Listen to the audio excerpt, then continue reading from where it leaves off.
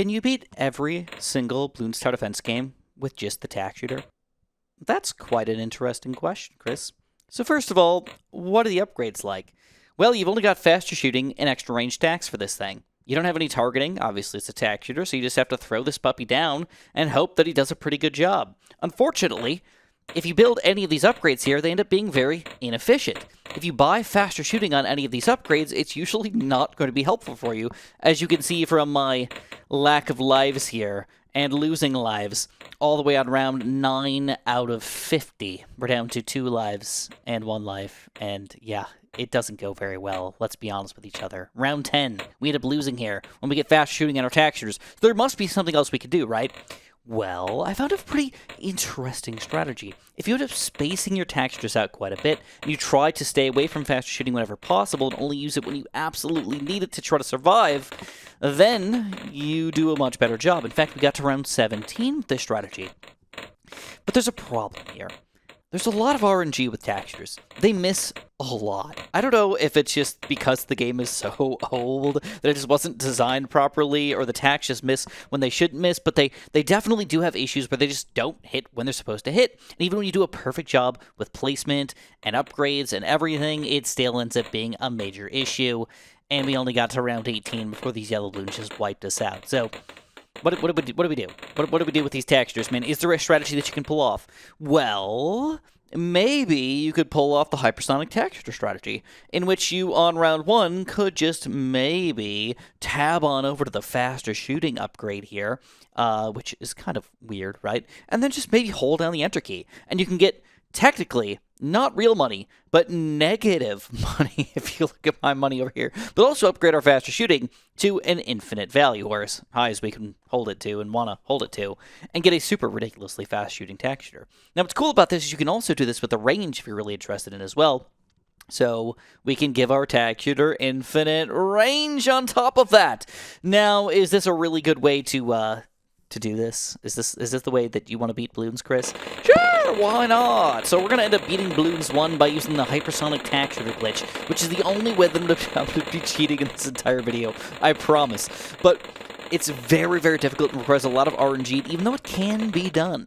A Tack shooter only Bloons Tower Defense 1 strategy, I personally couldn't pull it off.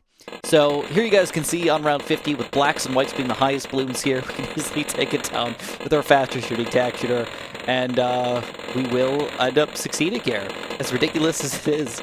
I know it seems weird to look at it, but Hypersonic Tack shooter is pretty OP, but you can't buy anything else for the rest of the game. You're stuck with just this one tower, so you gotta make sure you upgrade it hard enough and fast enough to get it to be what you want it to be. And we win our first game! But now we move on to Bloons Tower Defense 2, which is known to be a very, very difficult Bloons game. First of all, you don't get anything crazy going on here as far as regular Tack shooters go, and then as far as upgrades go, you got the exact same thing as before, just a fast shooting Tack and an extra range Tack, though they're much cheaper this time. 180 and 90. I definitely appreciate that quite a bit. So with pretty much the same tower, but you know, obviously a different game here. What do we got different here? Well, first of all, we got road items. So now we have monkey glues available, we have road spikes available, and they can save the day in a lot of weird situations. Unfortunately, we've got weird glitches still, like this red balloon that seemingly is impenetrable. So anyways, we've also got new balloons, like the rainbow balloon, which is kind of exciting. And of course, they sent it out on round 12 against me here. And even with pretty good texture positioning and everything, I just feel like I'm living in pain here. In addition, unfortunately, you're going to notice a cannon on the screen. So what's the deal with that guy? Well, it just so happens that there's a balloon called a lead balloon in Bloons Tower Defense 2 that didn't exist in Bloons Tower Defense 1. And unfortunately, the textures have no ability to pop that lead balloon. So we need to buy a cannon in this game. Now, we could buy and sell the cannon here and make sure that we try to keep it, you know, Tack shooter only, but I'm losing already, like, pretty bad. And, yeah, it's pretty tough, man. Even with the good texture positioning and everything, you're going to struggle here. So we try again with a slightly different strategy. More Tack shooters, more base Tack shooters, more different positioning here, and seeing if this cannon combo in a different position is going to end up working for us. And so far, going okay. We got 72 lives this time around on round 27, and it looks like things are finally turning around. We can finally actually start to beat things a little bit. The key was to use a lot of base tack shooters instead of using a lot of upgraded tack shooters, at least to start here, and eventually once you get them flowing in here, you can buy some more fast shootings. You should kind of run out of positionings where they're still good over here. Now, I did decide to keep it with a solo cannon strategy for this one, so even though it kind of sucks, I did use the cannon here, keep it the entire time, and leave it somewhere near the front here, which did admittedly help me out a little bit. In addition, I did end up using a lot of road items. So I don't know if this is, you know, cheating with texture-only stuff or whatnot, but I felt like it wasn't cheating at all, because there was a lot of Bloons coming in here. We'd use a lot of monkey glue kind of all over the place, road spikes everywhere, even with all these textures fully upgraded and very, very good positionings on easy mode, we still struggle a lot. So, yeah. Spam the road spikes, and it looks like we will eventually beat round 40, what was that, 7-3? And we get to the final round. Round 50. Now that's good news. We've only got 50 rounds to deal with again, and again we're just going to be spamming a lot of road spikes and items and everywhere, and all over the place. So we're going to spam the road spikes in the back here, because you can only build one at a time. You really can't just spam like 50 of them at the same time like you can in BKD3 and beyond. But it looks like, even though it's very, very laggy here, we've got Bloons all over the place, the textures are actually starting to do a pretty good job here. In addition, we went for a nice pink line, straight pink line here, right down the middle, which actually ended up being a pretty good strategy, believe it or not. Even though it doesn't look like a good spot, you do have a complete surrounding around you here to help pop all these Bloons. And yes, we can, just like Bob the Builder, we can beat Bloons Tower Defense 2 with only tack shooters and kind of a cannon here as well, which, you know, I mean, don't argue with me on that one, guys. That's for sure. What about the next level here? Can we still take down BCD 3 with only tack shooters? Well, you know, this is where things get a little spicy here, because technically we kind of cheated in the first game. Technically we kind of cheated in the second game. Is this going to be the real first tack shooter only victory in all of Bloons Tower Defense possible? Well, maybe. So we've got a lot of interesting things going for us. First of all, we've got new upgrades here that we can buy.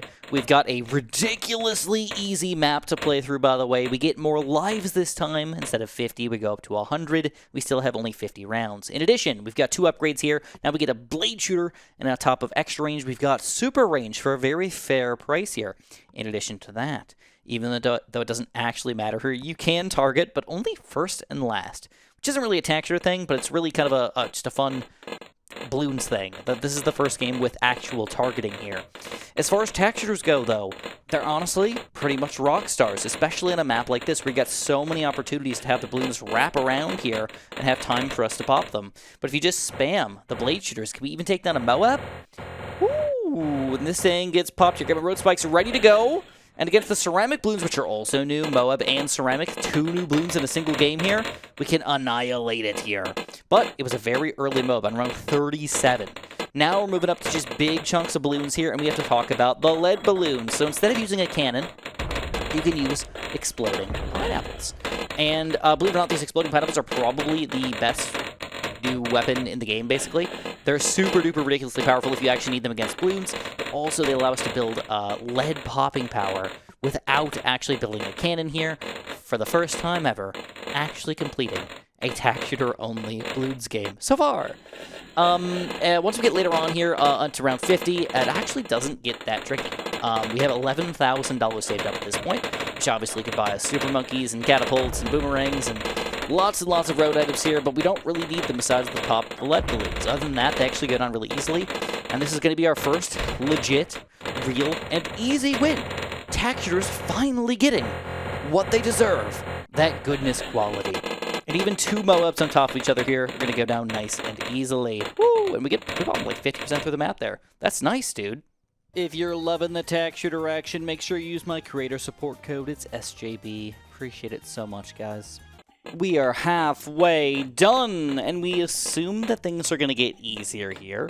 We've got new upgrades now, beyond just the fast shooting and the extra range. We also get a blade shooter and a ring of fire, but now we've sort of retrograded. Instead of having 2 different paths that we can upgrade, you just have to build one upgrade path all the way through, which is fine. It's definitely just a different strategy here, but as we get up to the 4th tier ring of fire, you can see the extreme bursting power of this thing, but it's still not all powerful. Bloons can still, believe it or not, snake through. And then we've got a new camo Bloon here on round 24, which the only way we can take it down is with road spikes here. And we're going to have lead Bloons on round 28, which luckily we can finally pop. For the first time ever, the Tack Shooter gets lead popping power with the Ring of Fire option. The highest upgrade for it, though, the 4th tier. But it doesn't mean we automatically win, and we've got things all over the place. We got a road spike spam again just to survive here on round 28, which is seemingly kind of stupid. On round 33, we've got camo Bloons up the wazoo, but it doesn't matter. We can take care of those things. And then we have to get ready for the Moab. So round 46 here, we're just going to start spamming the Tack Shooters. We've got a Moab coming out in 8 rounds, which is still a pretty significant amount of time to deal with these guys. And by the time this puppy's going to come out, man, we need to make sure we've got enough pop power, because if we lose to a Moab, we've lost everything. Everything.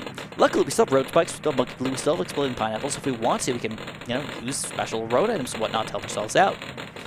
But I'm hoping that we don't need to use any more than that. I'm hoping that the camo Bloons are already taken down here, and we're just going to be good. Here we go, Moab. And it is taken down easily. We got 3 more rounds to go. Can we power through? Uh-oh, we got another big issue here. Tons of Bloons getting to the very back this time around, with a few more lives lost, but we still continue on. The final round here, we've got Moabs with Ceramics, which is another Moab, which you guys might see is fairly familiar. I mean, it's basically like a round 50 in BTD6, which I'm sure we're all used to by now. And we are able to manage even BTD4. How about BTD5? So the Tack Shooter might be a little more familiar for most people at this point instead of the old school games. We finally got different cross paths to go for, though, which is really exciting. We're finally getting used to the game here. So the Tack Shooter is going to have 2 different paths you can go down. Left side's going to have fast shooting, even fast shooting, Tack Sprayer, and eventually that Ring of Fire might look really familiar to a lot of you guys out there. The right side's going to have the extra range, super range, Blade Shooter, and then eventually the Blade Maelstrom, which is an activated ability. BTD5 is the first BTD game that has activated abilities for the Tack Shooter, and honestly, this is one of the coolest out of pretty much any ability that I've ever seen. So I decided to rush for a quick Ring of Fire here on round, I think it was 13 that I got it on, which is absurd, to be honest. And then we have to decide something very particular here. Do we want to go for a Monkey Village for cam detection, or do we go for a Road Spike Army? So believe it or not, in 50 rounds, there is some camo Bloons that you can easily Road Spike through, but it honestly is just kind of like a big problem just to press the button hundreds of times at the right time. So I decided, you know what? I don't feel like I'm cheating here. I'm just going to go for a quick Village. Pop that Village down, get a couple towers kind of right around it here, and it looks like BTD5 is a pretty easy overall tech game. It's got the right cross paths now to actually make BTD easier, and you're going to notice one specific thing about playing this game. As you play to the higher and higher games, generally the texture becomes better and better and better, which is kind of interesting. Or the game becomes easier and easier. I'm not really sure which. I know that BTD 1, 2, and 3 are definitely kind of in their own class a little bit with weirdness that they can go through. But here we go, Moab, you can see, with a bunch of left-sided textures and a couple Ring of Fires in the back, we clean it up easily. 47's got a crap ton of camo Bloons, which we could easily road spike through if we needed to, but again, having that village just helps us out here. So, get a ton of extra money here, we can do whatever we want with it, and we got the final round here to clean up in BTD5 with just the Tack Shooters. A couple more Moabs, a couple Bloons in the back, actually. Blade Maelstroms in the back, clean them up, and we take it down. Absolutely beautiful.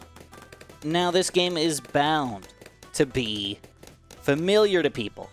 The Tack Shooters are not uncommon in BTD6, and they're some of people's favorite towers in the game, and they really optimize them for this game in particular.